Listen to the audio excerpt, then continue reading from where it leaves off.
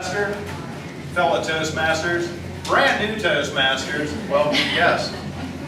And especially my evaluator, Arlen, you have something to do tonight without any pecuniary benefits. From zero to hero. Now, I'm not talking about asking any of you to throw yourself in front of a bus, to throw yourself in front of a bullet for someone, to rush into a burning building. That's what we have in our minds when it comes to talking about heroes. True? When 9/11 happened, we saw that happen all over the place, and we had great pride. What I'm going to talk about tonight is where you can become a hero from zero to hero in someone's life in just one meeting. What I mean about that is our organization, Toastmasters International, is wonderful. The scary thing is that we're all about communication, and there's so many people that it hasn't been communicated to. There's something wrong with that.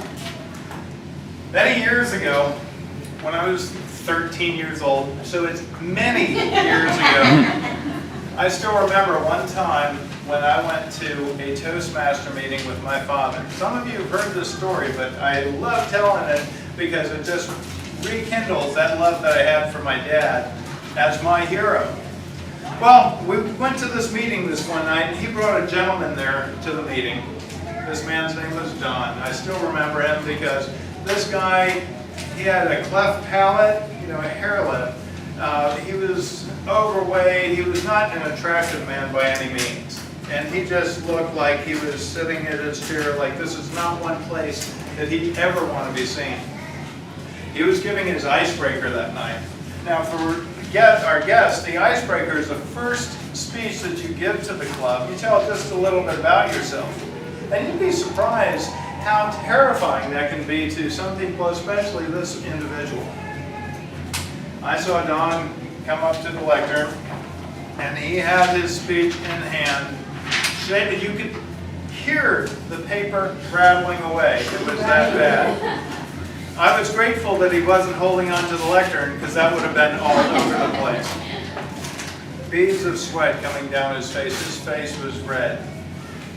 Nervous doesn't even begin to epitomize what he was going through. I'm looking across the table at my dad, and this was one of the few times when I was really angry at him. Because I'm thinking, how can you possibly do that to any individual? How can you put them in front of a lectern? This is terrifying. My dad's looking across the table. He caught that from my eye that I was mad at him. He's kind of like, wait for it, wait for it.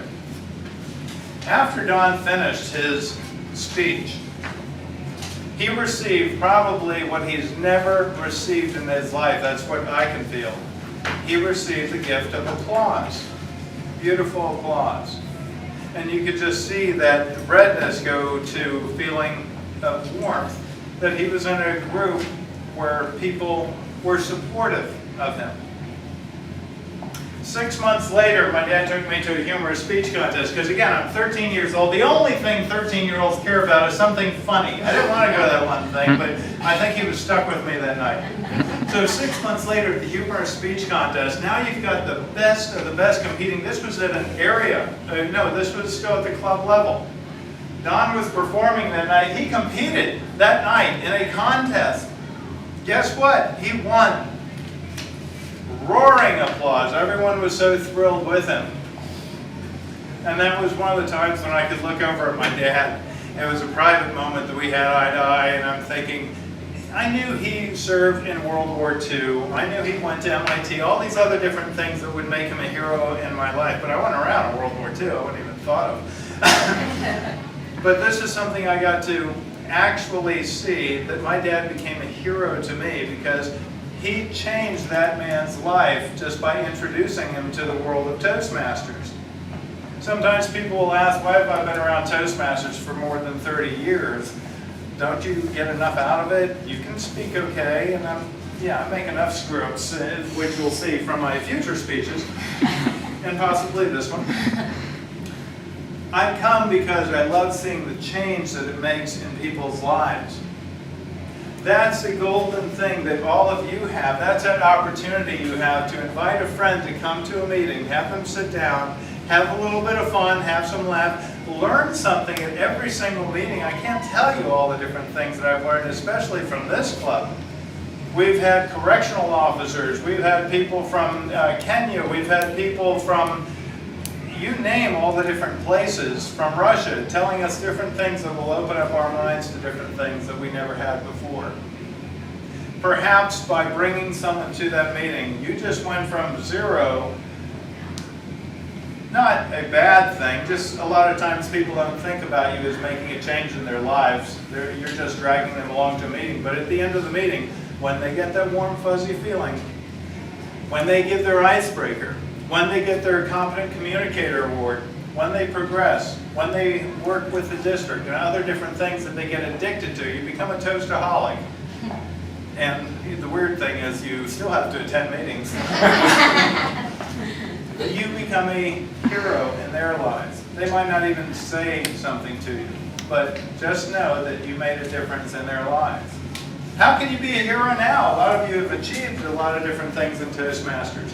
Well, you have these things called area governors and division governors that are scrambling for someone to help them put together their contest and to participate in the contest. Just by saying, hey, I'll help. I'll be the timer tonight.